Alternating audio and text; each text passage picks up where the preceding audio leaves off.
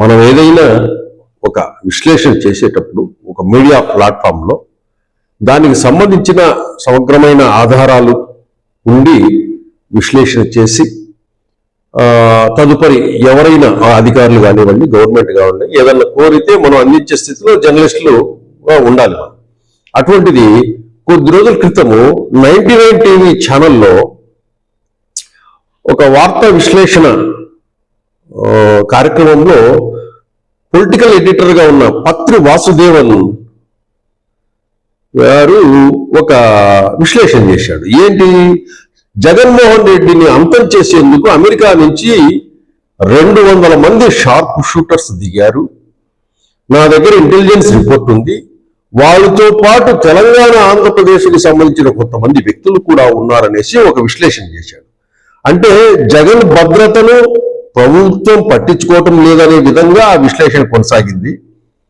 అట్లాగే YCP party నుంచి ఏదో వాళ్ళ అప్రిషియేషన్ పొందాలనో లేకపోతే జగన్మోహన్ రెడ్డి అప్రిషియేషన్ పొందాలనో ఈ సీనియర్ జర్నలిస్టు ఆ లైన్ క్రాస్ చేసి ఈ విశ్లేషణ చేయటం జరిగింది. దీంతో ఇక్కడ ఈయన చేసిన విశ్లేషణ ఎలా ఉంటుందంటే,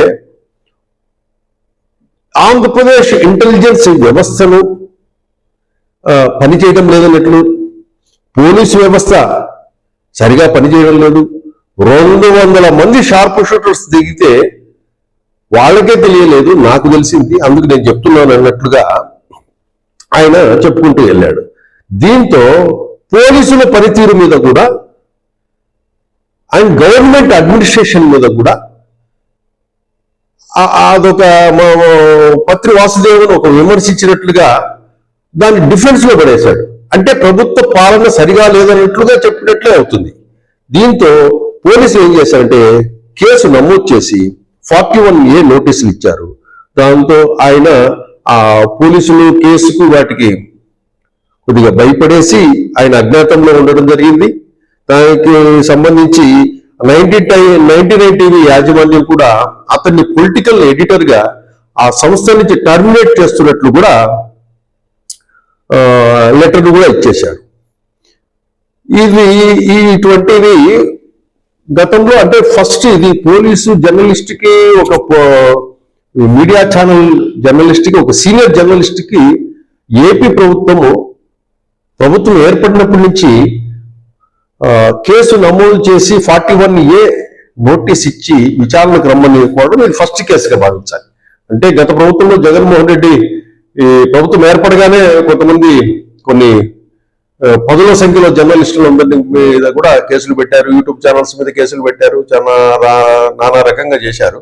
కానీ ఇది ఫస్ట్ కేసుగా భావించాలి. ఏదైనా కూడా జర్నలిస్టులు కానీ అనలిస్టులు కానివ్వండి, ఏదైనా ఊహాజనితమైనది దేనికి కూడా ఒక పరిధి ఉంటుంది. ఆ పరిధి వరకే మనం విశ్లేషణ చేయాలి.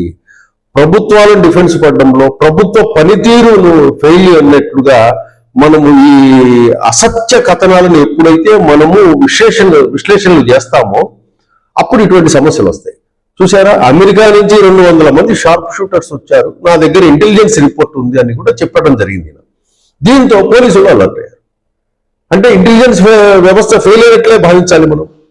దీంతో ఇప్పుడు మీ దగ్గర ఇన్ఫర్మేషన్ ఉంది కదా, ఆ ఇన్ఫర్మేషన్ మాకు ఇవ్వండి అని చెప్పేసి ఇప్పుడు ఏపీ పోలీసులు అడుగుతున్నారు. పత్రి వాసుదేవన్ గారు అందుబాటులో లేరు.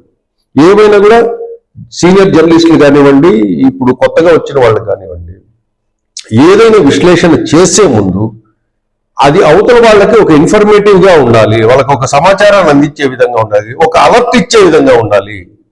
కాబట్టి నాకు తెలుసు అని వీళ్ళు ఓపెన్ గా ప్లాట్ఫామ్ మీద చెప్పుకోవడం, మీకు తెలిసినప్పుడు అది ప్రభుత్వానికి కానీ అధికారులకు కానీ ఆ డిపార్ట్మెంట్ కానీ చెప్పాల్సిన బాధ్యత కూడా జర్నలిస్టుకు ఉంటుంది.